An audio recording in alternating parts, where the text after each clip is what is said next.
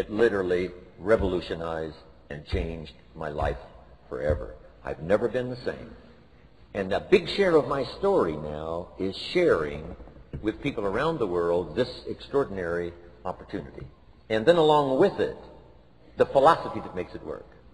Because you can have every technique in the world and the best product in the world, and you can have the finest support system in the world, but unless you have the philosophy that drives you to do the necessary things to make it work, then nothing works.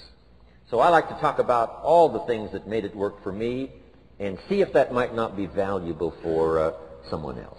So I want you to take some good notes. If you're ready to take notes, say, I'm ready. I like this crowd already. Treat me well, I might take you with me as my traveling audience.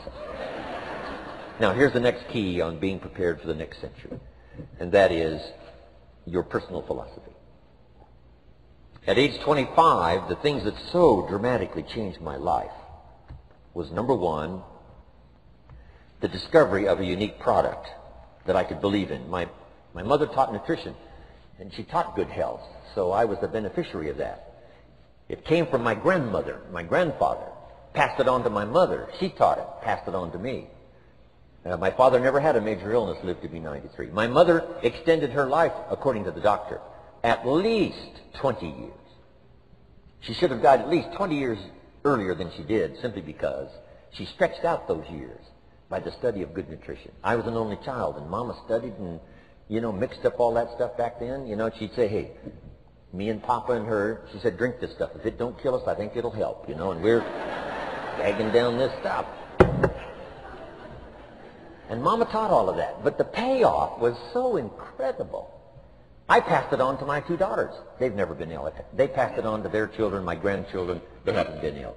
I mean, the study of good nutrition, paying attention, and being involved in the industry you're in, it's one of the best. So, that's so important. Your personal philosophy. What you believe in, that's going to carry you into the next century. Let me give you now some of the early philosophies that changed my life forever. I heard one of them in my introduction. Some of these philosophies have lived with me now all of these years. I've passed them on, and people have come back around saying, Mr. Rohn, 10 years ago, 20 years ago, 30 years ago, 35 years ago, I sat in your class and sat in your seminar, and those early things that you taught, I practice it and I'm doing it. A man not long ago showed me notes he took 23 years ago. And then he had me sign those notes. He said, I've used these notes to develop my life, my personal life, and my business life. And when he took those notes, he said, I was 18 years old. So, it's incredible. I'm so thankful for all these years. But now I want to pass it along to you. Some of the philosophies that changed my life forever. Okay? If you're ready, say, I'm ready. Here's the first one. Profits are better than wages. Once I understood that, I got rich. Profits are better than wages. Nobody taught me that in high school. I went to college for a year and a half. I never heard it. I'm 25 and broke. I'm not destitute. I'm broke. Too much month at the end of the money is broke. And I finally hear this philosophy. Profits are better than wages. Now here's the phrase that goes with it. Wages make you a living, which is fine. Profits make you a fortune, which is super fine. And you can live both fine and super fine. You've now got the mechanism and the ways and means to do that.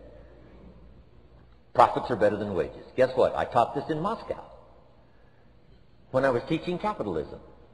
The communists had it all wrong. They thought that capitalism was, a big company that oppresses its workers. I mean, it was absolutely ridiculous.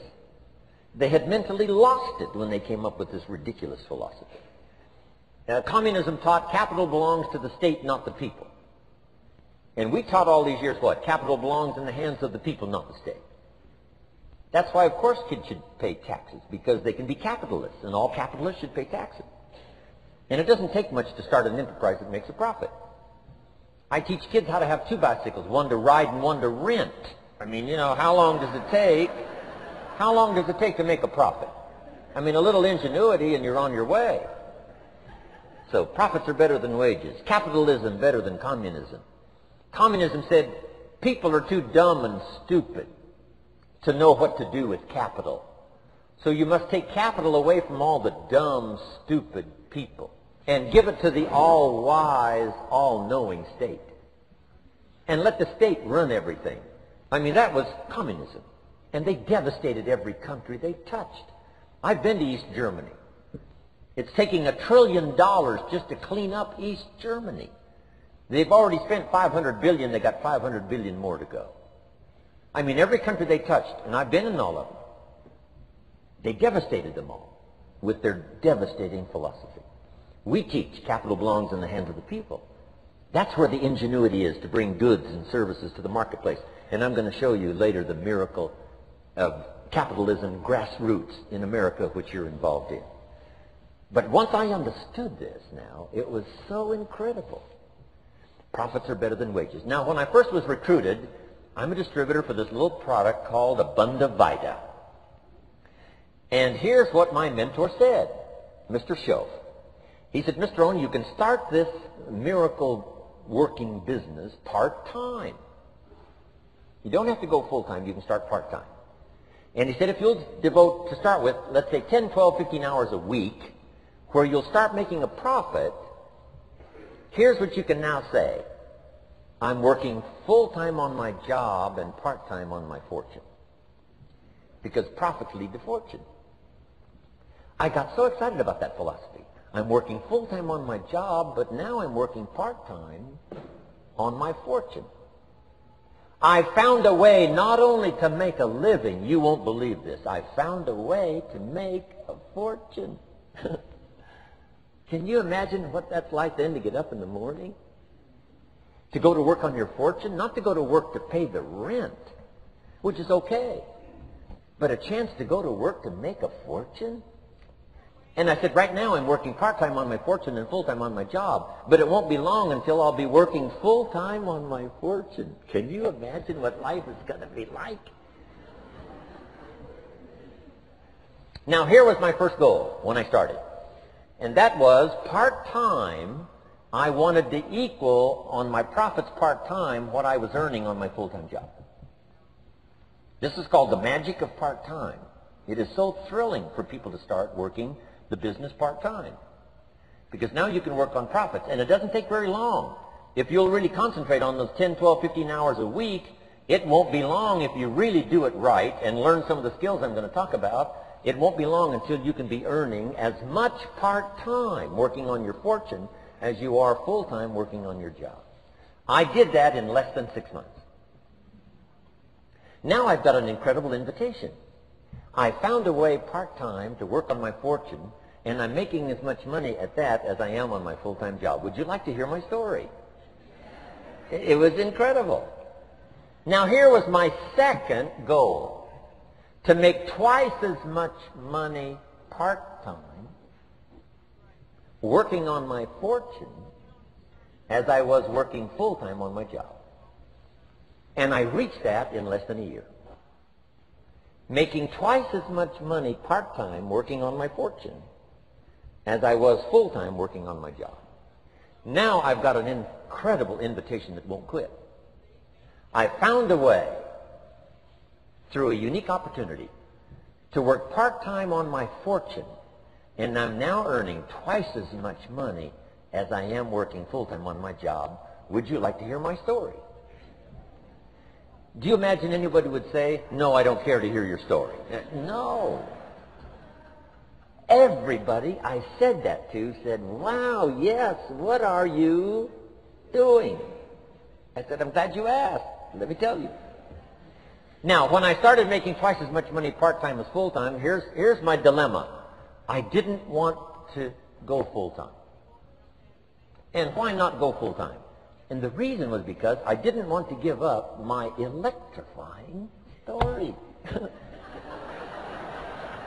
Right? It was so powerful, nobody could resist the invitation to at least take a look. I didn't want to give it up. And I hung on for I don't know how long until it was, almost insane. And then finally, reluctantly, I gave up my full-time job. But now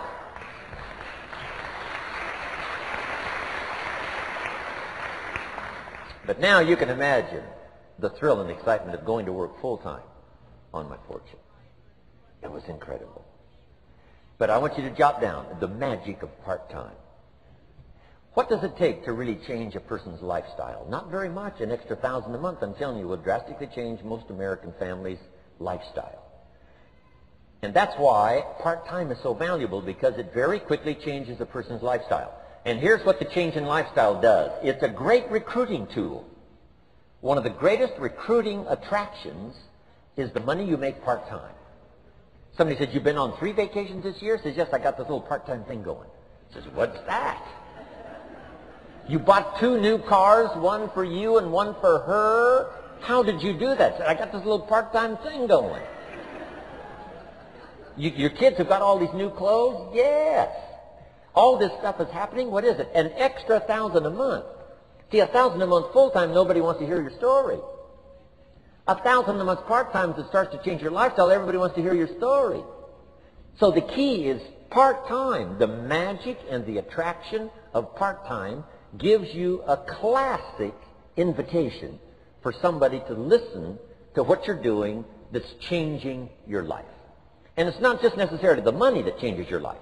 It's what you do with the money. It's the change of lifestyle. So part-time helps to change lifestyle, which gives you a classic invitation to look at what you're doing. That's how I started in network marketing, age 25. Wow, these philosophies changed my life. I wish I would have learned them in high school. In high school, if they would have offered Wealth 1, Wealth 2, I'd have taken both classes. I wouldn't have waited until I was 25 and broke. Here's the next one. Philosophy that helped change my life. It's not what happens that determines your life future. It's not what happens that determines your life future. It's what you do about what happens. All of us are in like a little sailboat. And it's not the blowing of the wind that determines your destination. It's the set of the sail. So jot this phrase down. It's one of the best to understand. Kids need to understand it. The same wind blows on us all. The same wind blows on us all. The wind of disaster, the wind of opportunity, the wind of change. The wind when it's upside down, the wind when it's favorable and unfavorable. The same wind blows on us all. The economic wind, the social wind, the political wind. The same wind blows on everybody. The difference in where you arrive in 1 year, 3 years, 5 years, the difference in arrival is not the blowing of the wind, but the set of the sail. And that's what learning is all about, to set a better sail this year than last year. To set a better sail. The first 6 years of my economic life, I wound up broke. Second 6 years, I wound up rich. You say, well, the Democrats must have finally gotten power. No. No. No. It was not a political change. Here's what changed the second 6 years of my economic life. It was my philosophy that changed. The set of the sail of better thinking, correcting the errors of the past and picking up new disciplines for the future. That's all I had to do at the end of the first 6. Correct the errors of the past and then pick up some new disciplines for the future. And my total life changed. The second 6 years was totally different than the first 6 of my working life. And guess who can do that? Anybody. Now, you can keep on the same path for the next couple of years as you have the past 2. But if you wish to, and maybe everything's okay for you and you don't need to, but if you need to make some changes, I'm telling you, you can start doing it today so that the next 2 years will be drastically different than the last 2. And anybody who wishes to do that can. And you can do it between ages 40 and 43. You can do it between ages 13 and 15. You can do it between ages 60 and 62. Any 2 years, any 5 years that you wish to drastically change from the previous 5, you can do it. If you wish to. Now, this isn't written. This is not a law. Here's what it's called, opportunity. But if you don't know you can change, if you don't know you can drastically change your income, change your future, change your health, change your marriage, change everything. If you don't know that, some people then go year after year after year after year not making much change simply because they didn't get to the class. They never read the book. They never went to the seminar. They never made the discovery. They didn't seek for the knowledge of how could I make my life better. And if you just rock along, I'm telling you it's okay. Anybody can live any way they choose. But I'm here to tell all of you that if you wish to, it's possible to make the next 3 years totally different than the last 3. And all you have to do is just a few things. So if you got that one now, it's not the blowing of the wind that determines your income. It's not the blowing of the wind that determines your fortune. It's the set of the sail.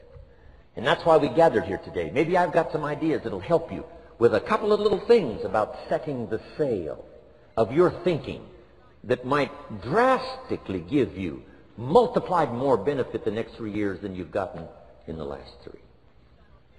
So it's not what happens. What happens to everybody. Chevron years ago brought me in to talk to management. They said, Mr. Owen, you travel around the world and you're fairly knowledgeable. What do you think the next 10 years are going to be like? I said, gentlemen, I can tell you I do know the right people. So they all leaned forward and listened carefully. And I said, gentlemen, the next 10 years are going to be about like the last 10.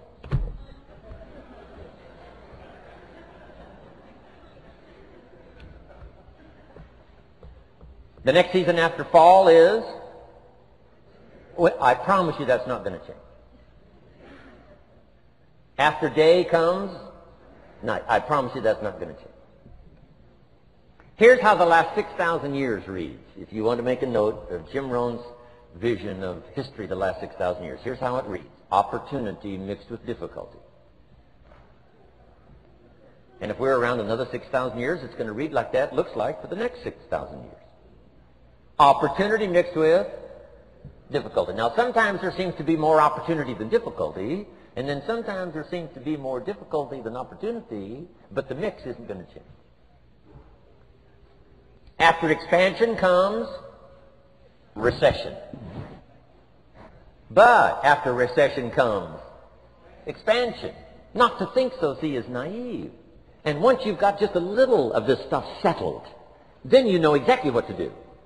You know exactly what to anticipate, so you can be ready.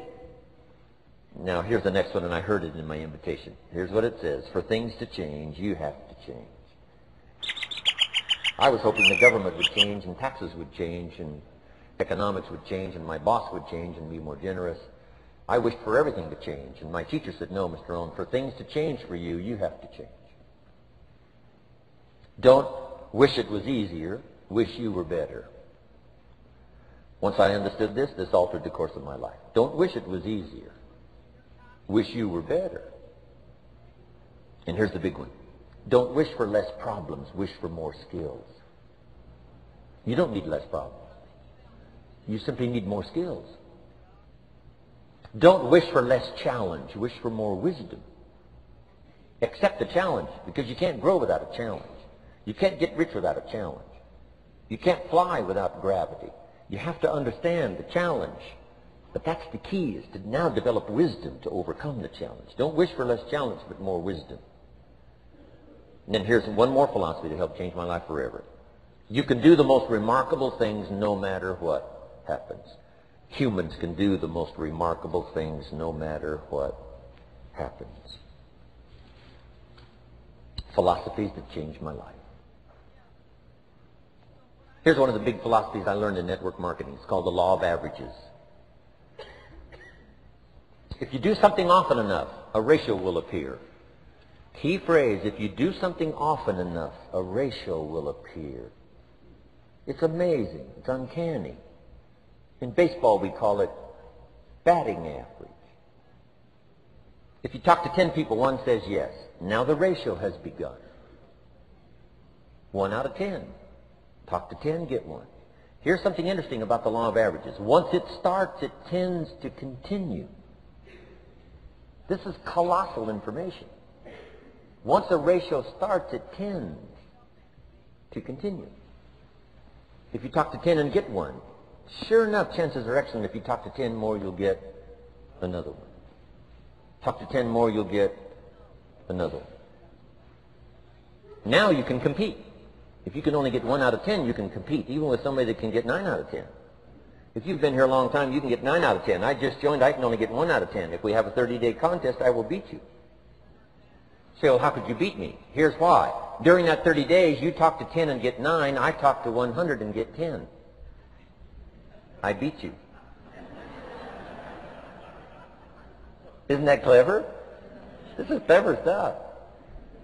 And I do it for 2 reasons. I sincerely wish to win. But I do it for another very sincere reason. I wish for you to lose. And that's noble on my part. Here's why it's noble. You learn more by losing than you do by winning. So I wish to give you that experience. Now here's how I do it once I understand the law of averages. When I'm new, I make up in numbers what I lack in skill. I make up in numbers what I lack in skill. Now who can do that? Anybody that's ambitious. Anybody with a little ingenuity. Anybody. Doesn't matter. Now here's one more. The law of averages can be increased. You get 1 out of 10, talk to 10, get another one. Talk to 10, get another one. The fourth time you talk to 10, you get 2. Why would the fourth time you talk to 10, you get 2 instead of 1? You're getting better. You're getting better. And who can get better? Anybody. Talk to 10, get 2. Talk to 10, get 2. Finally, talk to 10, get 3. I finally got up to about 3. Now, it takes more than a genius to go past like 3 or 4. But 3 will do. If you bat 300 in baseball, they pay you $4 million a year, which means you're out 7 times out of 10. 7 times out of 10, out. Make $4 million a year. Are you ready for that? So, this works so well now in your business. Just jot the phrase down. You don't have to bat 1,000. You don't have to bat 1,000 to make big money. 1 out of 10 is fine. 2 out of 10 is terrific. 3 out of 10 is fabulous. Some particular incredible genius might get 4 out of 10. But 3 out of 10 is sufficient to make you rich beyond your wildest imagination. This is how I went after my friends, neighbors, and relatives when I first started recruiting. I said, look, I've got a new business, and I'm getting about 3 out of 10 to join. And I don't mind you. Just come to the meeting and be one of the 7.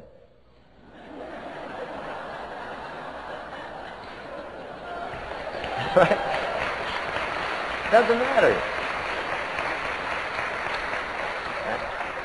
You're my friend. You'll do me a favor.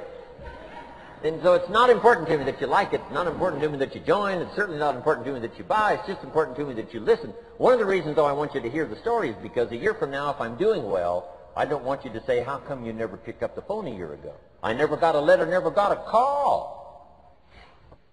You call me a friend. You're making all this money. You never picked up the phone. So I don't want that to happen. So for 2 reasons, I want you to see what I'm doing. So the year from now, if I'm doing well, I can say, you know, I gave you the opportunity. But also, just as a favor, come and be one of the 7. It doesn't matter to me if you buy or join. But I need 10 to get 3. And if you're one of the 3, wonderful. If you're not, wonderful. It might matter to you. It might matter to you, but it doesn't matter to me. Now, it matters to me because we're friends, but it doesn't matter in terms of my averages. So if you decide to get rich, just learn the law of averages. You're off and running. Now here's the second law that changed my life forever in network marketing. I learned the law of sowing and reaping. And in the law of sowing and reaping is also the story of the law of averages. Jot this down. The story of the sower comes from the Bible. I'm an amateur on the Bible, but this is such a useful story.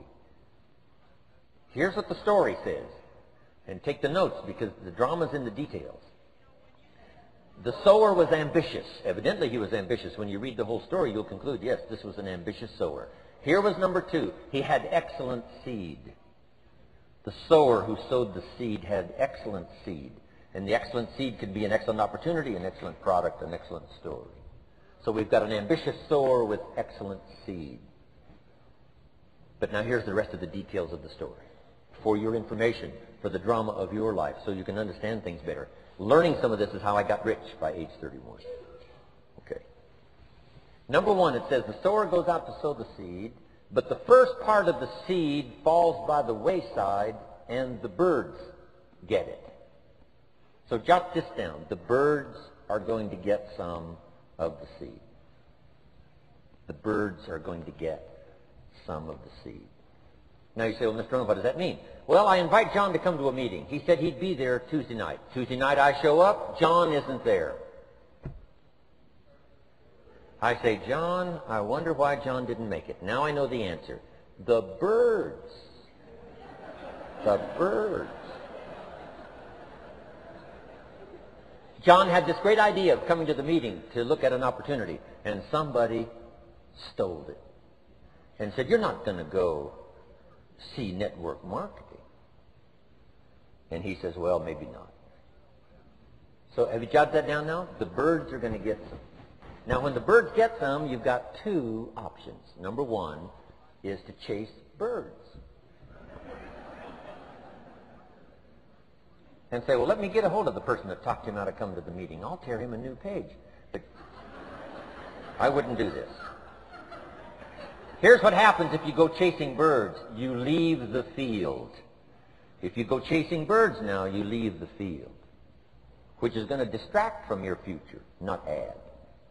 So you can't chase birds and try to straighten this stuff out. Here's what it is. It's just one of those things. And here's the best comment when things are a little disappointing. Isn't that interesting? You just have to say, I thought sure he would be there. He promised me. He promised me. But I know it was the birds. And you just have to say, isn't that interesting? Now, here's the rest of the story. It says, the sower kept on sowing. See, that was the secret to his success. He kept on sowing. And if you keep sowing, you can sow more than the birds can get because there aren't enough birds. If you keep sowing, there are some birds, but there's not enough. Because the law of averages will work for you. My mentor taught me, he said, you know, Mr. Owen, there's only 9 or 10 real nasty, miserable people in the whole world. Now, he says they move around a lot, you know, and you're liable to... You'll bump into one once in a while. But when you bump into one, you say, there's only 9 more like you. I can handle that in the whole world. Okay. Now, here's what else it says. The sower now keeps sowing the seed. Now the seed falls, the story says, on rocky ground where the soil is shallow. And the rocky ground where the soil is shallow is not of your making. Because you had excellent seed and you were an ambitious sower. So the rocky ground where the soil is shallow is not of your making. But here's what it says what happened. This time, the little seed that falls in the ground starts to grow. And the little plant starts to grow. But the first hot day, it withers and dies. It dies. Not an easy thing to watch. I finally get John started. Sure enough, 3 or 4 days later, somebody says, boo, and he goes,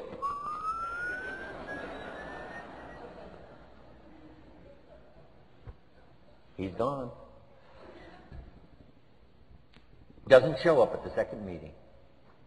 And I say, I thought, sure, John would last a week.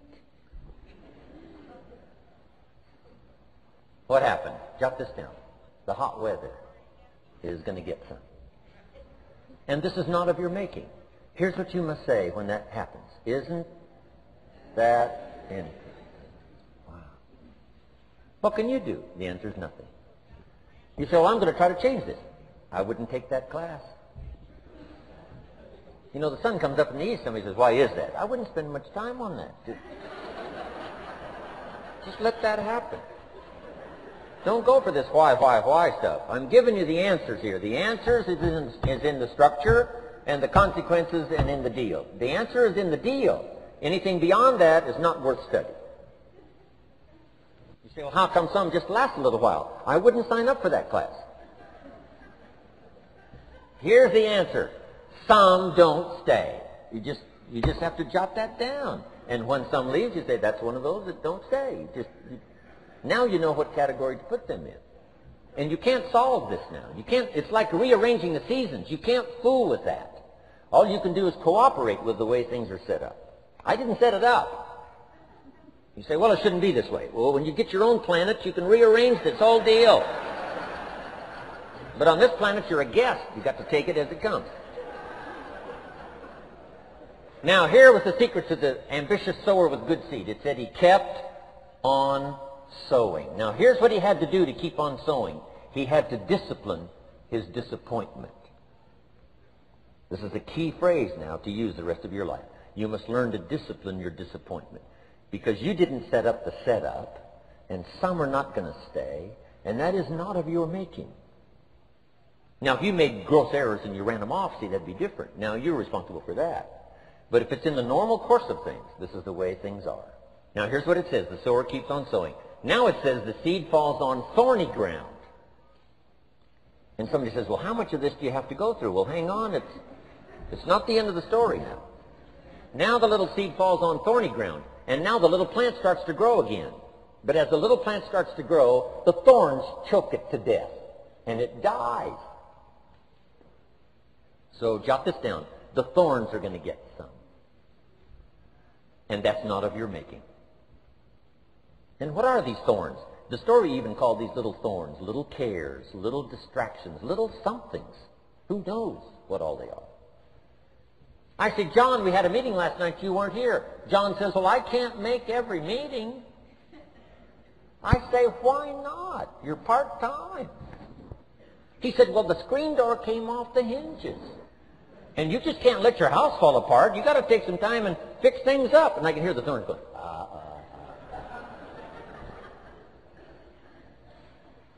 He says some extra trash had piled up in the garage. You can't let mountains of trash take over. You got to keep your trash hauled out. People who let little things cheat them out of big opportunities. People who let little things cheat them out of big opportunities. And you feel almost helpless. What could I do about that? And that's nothing. And you say, well, why is this? I'm asking you not to sign up for that class. Don't sign up for these why is this class. It's just the way it is. Like winter following fall and spring following winter. So if you got that, the thorns are going to get some. But now here's the good news. Let's read the rest of the story now quickly. The sower now what? Keeps on sowing the seed. Keeps on sharing the story. Keeps on giving an invitation. Yes, the invitation can be more powerful for me as it was 1 year later than it was the first month. Because now I'm saying I'm making twice as much money part-time as I'm making on my full-time job. Yes, the story can be more powerful, but the law of average is still going to work. But now here's what the story says. Finally, the seed falls on good ground. Finally, the seed falls on good ground. Now put this in parentheses. It always will. If you keep sowing. If you share a good idea long enough, it will fall on good people. But now here's the rest of that story. Some of the good ground did 30%. And some of the good ground did 60%. And some of the good ground did 100%. You say, well, why the difference in numbers? I wouldn't sign up for that class. Go on. Have I said that often enough now? Don't register for that class. It's just the way it is. Now, I tried to get the 30s to do 60. Found out it was more than I could handle. I used to say, I'll make them successful if it kills me. I almost died. No, you can't do that. Here's what you do. Let the 30s do 30 to the best of their ability and keep doing 30, because that's how they build their lifestyle and get what they want out of life. And let the 60s do 60, and let the 100s do 100s. Now, how can you get some to do 100%? You got to go through all these experiences, and you got to talk to all these people. Let me quickly give you now a list of the skills that changed my life forever. Developing a new philosophy that I could do it in my network marketing experience now led me to developing new skills. Right, I knew how to milk cows, but didn't pay well. Here's the first skill I learned to change my life. Getting a customer. Making a sale. And of course, sales for you is easy, right, because it's not technical. Right? The technical is all taken care of. You simply represent your product. If you share a unique product, talk about its merits, persuade someone that it's the best, they agree to buy, that's the simple art of sales. But in your business, here's what it's more like, sharing.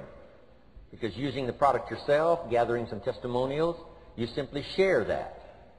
So we're not talking like high-powered spacecraft technical skills here. It's simply sharing something you've discovered with someone else and doing it well enough to where they agree they would like to participate. Now here's what happened when I learned sales. It multiplied my income by 5. Now it didn't take that much because I wasn't doing that well in farm country. But it did multiply my income by 5. Sales. Getting customers. Laying that incredible foundation for an entrepreneurial career. So now I've got 2 skills. Milking cows and making sales. Here's the next one I learned. It changed me forever. And that's recruiting.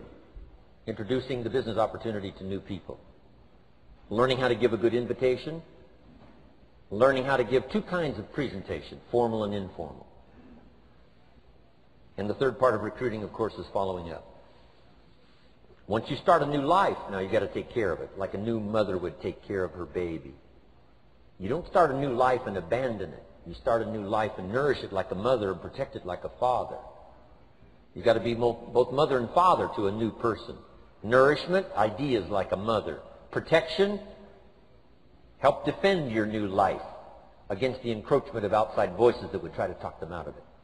So you've got to be mother and father in this art of recruiting. We call it being a sponsor. And being a sponsor is like being a bridge, helping somebody from darkness to light, from skeptic to faith, from not knowing to knowing, from no confidence in themselves to starting to gain confidence. You're the bridge that helps people from the shadows to the sunlight. It's one of the most exciting positions to occupy in all of network marketing industry, is the bridge, helping people crossing the bridge, out from discouragement into recognition. Being this bridge, that's what the recruiting magic is all about. You've got the answers. They've been looking for the answers. You've got the answers. And you help them cross this bridge. You see something in them before they can see it in themselves. You assure them that it's possible to be more than they are, therefore they can earn more than they've got, have more than they possess. This is one of the great arts in the world. And here's what's exciting about this art. It pays big money. Because now you operate a unique philosophy taught first in the Bible. John Kennedy taught it in his inaugural speech. Zig Ziglar's got one of the best ways to put it. And that's the secret to wealth. The secret to wealth and fortune. First taught in the Bible. Because the question was asked, how can we achieve greatness? Great wealth, great power, great influence, great recognition, great self-esteem. How can we achieve greatness? The master teacher was asked. And here was his formula for achieving personal greatness. He said, find a way to serve the many. For service to many leads to greatness. For those that are interested. Some people aren't interested, but for those that are, service to many leads to greatness. Someone says, well, the best I can do is just take care of myself, which is okay, but it doesn't lead to greatness. Somebody says, I got enough bills of my own, I can't worry about someone else's bills. That's okay, but it doesn't lead to greatness. Greatness is helping people pay their bills, you forget about yours. Because if you help enough people pay theirs, yours disappear.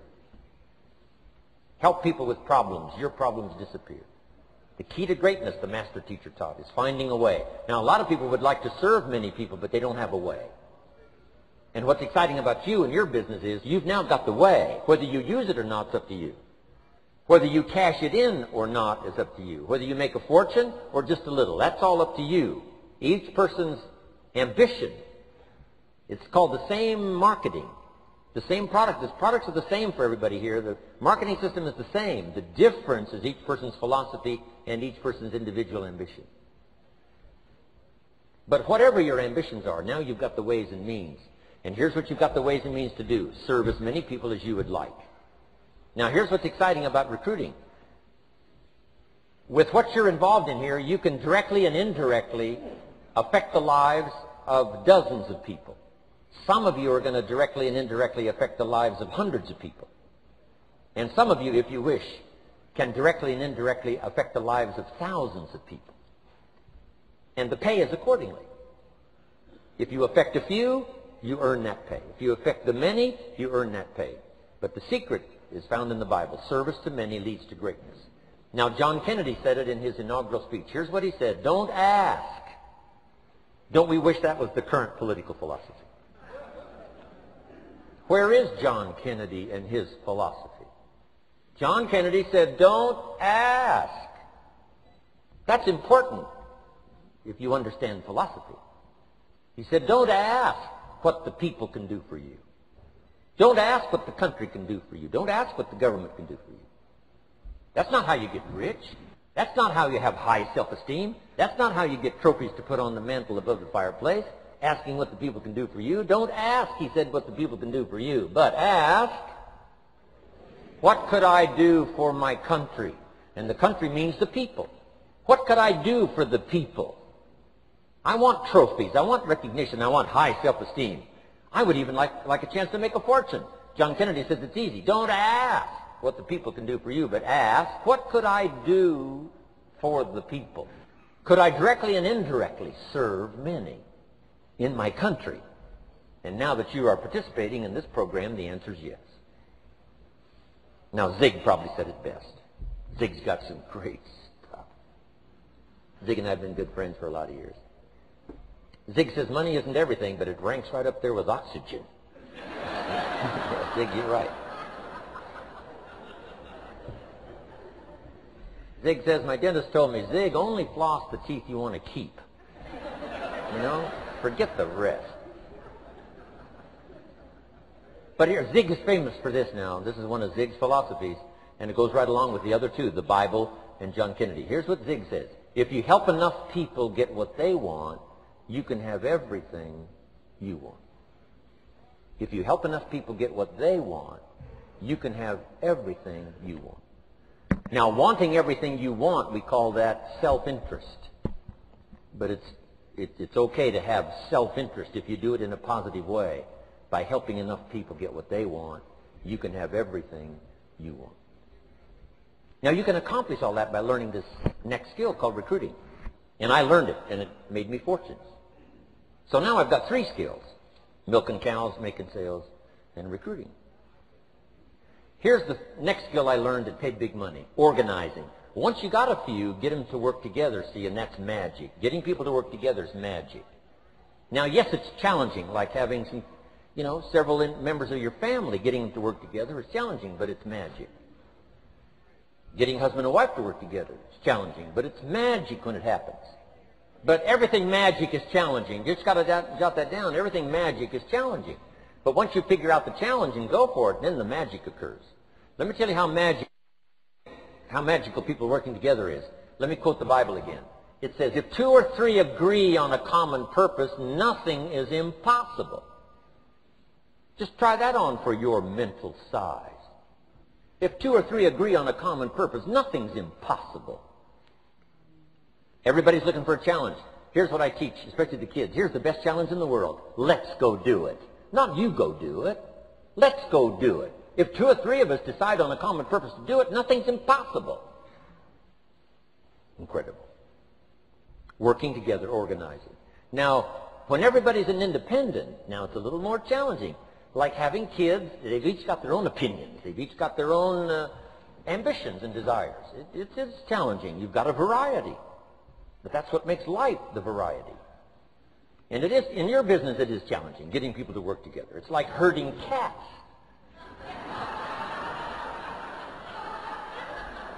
Sheep are easy, but you got to try cats, herding cats. But if you can possibly get it done, the power is so immense when you get people to work together. Here's one of the powers of working together: shared testimonials. If I've got somebody new and you're there and I'm there, I give them my testimonial, you give your testimonial. Maybe what tips the scales in getting me a new person is not my testimonial, but my partner's testimonial. Somebody I'm working with. Their testimonial got them. Shared testimonials are so powerful. That's why working together is okay, is powerful. Now, working by yourself is okay. All this stuff is okay. Everybody needs to know, though, where are the advantages? And these are some of the advantages. I learned to organize, paid big money. Here's what I next learned to do: promote. Promotion now pays staggering money. Now, the company comes up with what we call major promotions. Here's what you've got to come up with: the smaller promotions. The company comes up with major recognition. You've got to come up with small recognition for your people around you. The top 5. The company's got top 5. You've got your own top 5 in maybe 2 or 3 categories. Top 5, top 5, top 5. And those little recognitions, to reach certain levels in the company, you have to take major steps. But for you, recognition, let them take small steps. Here's one of the secrets of your kind of business: rewarding people for small steps of progress. Rewarding people. Sometimes it's just recognition, handshake, pat on the back. Mary, you're doing a fabulous job. And you figure out what those recognitions are. Small steps of progress. Guess what promotion pays, if you learn it well? Big money. Getting people to do something they wouldn't ordinarily do by themselves. People will do some unique things by themselves, but if you can figure out a way to say, Mary, if you do this and this, she says, well, I'll go for it. Now, she wouldn't have thought of that on her own. Here's what works magic. It's better than money. Money is a bit unimportant. Here's what's important: ingenuity. The best place to wake up your ingenuity is what you're doing right now. Representing a unique product and getting customers, recruiting distributors, and promoting and all this stuff. Ingenuity. Figuring out a way. If it doesn't work this way, we'll work another way. I used my ingenuity, made a fortune. My ingenuity worked on doing all these campaigns: the spring campaign and the summer campaign and the winter campaign. This week we're going to recruit school teachers. How many of you got it? How many of you got it? This is school teacher week. School teacher month. I'd pick out a little category and say, let's go for it. And it doesn't matter what it is. Just dream up something so that somebody's got a little more objective to go for than just their own. Key phrase: we all need to belong to something bigger than ourselves. Because we furnish inspiration for what's bigger, and the bigger furnishes inspiration for us. I learned promotion and it paid big money. Here's next I learned: communication. How to conduct a meeting. I learned identification, logic and reason, attack and confess, solution. Simple deals on communication. Wasn't easy for me at first. I stood up to give my first presentation. My mind sat back down. Right? Y'all been through that? Opened my mouth, nothing came out for a while. But here's what I did. I did it again. Just jot that phrase down. I did it again. That's the secret to how I got here. 35, 40 years later, it's how I got here. I did it once, it was uncomfortable. That first presentation was so lousy, if I hadn't have been doing it, I'd have gone home. It was not that good. But here's the secret to how I got here. I did it again, and then I did it again, and then I did it again, and I did it again. I remember when I first decided to be a little more animated, right? And walk out away from the podium, right? Get out from just behind the podium. So I got out there, and then I thought, how do you get back? Whoa, I'm stranded out here. Remember those times? Doing something for the first time? But you learn quickly in your business, right? In your business, the guy stands up to give his first testimonial, and he's so nervous he forgets his own name, right? And 30 days later, he wants to give a 3-hour testimonial, right? You can hardly get him off the stage. So, learn communication. How to affect other people with words. That's the greatest art in the world to learn. How to affect other people with words. Key phrase: don't be lazy in language. If you learn to use the gift of your own language wisely, it can make you a fortune and build an incredible life. Here's 3 other things I learned. One is to train. Training people how the business works. And then I've used another word called teach. Train and teach.